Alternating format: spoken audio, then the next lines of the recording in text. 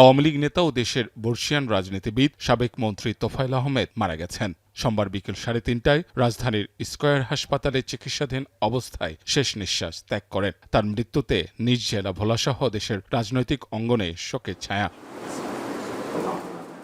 পরে রাজধানীর ধানমন্ডিতে তাকুয়া মসজিদে তার প্রথম জানাজা অনুষ্ঠিত হয়। জানাজা শেষে 69-এর গণ অভ্যুত্থানের এই নায়কের রাজনৈতিক সহকর্মী, শুভানুধ্যায়ী ও সাধারণ মানুষ তাকে শ্রদ্ধা জানাতে এসে করেন স্মৃতিচারণ।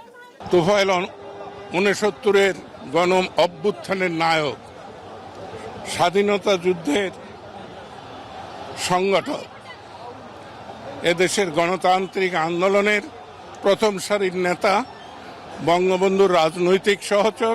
বাংলাদেশ যতদিন থাকবে তোফায়েল ভাইয়ের স্মৃতি মানুষের মনে ততদিনই থাকবে।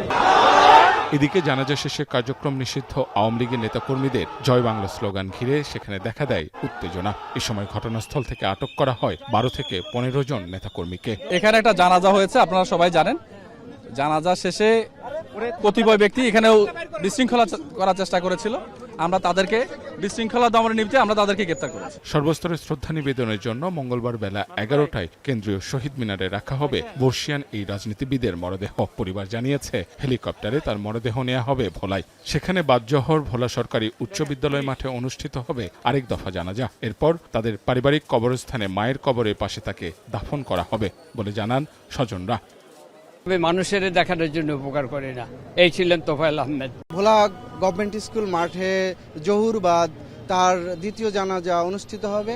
সেখান থেকে তাকে নেওয়া হবে কোরালিয়া গ্রাম, দক্ষিণ দিগুলদি।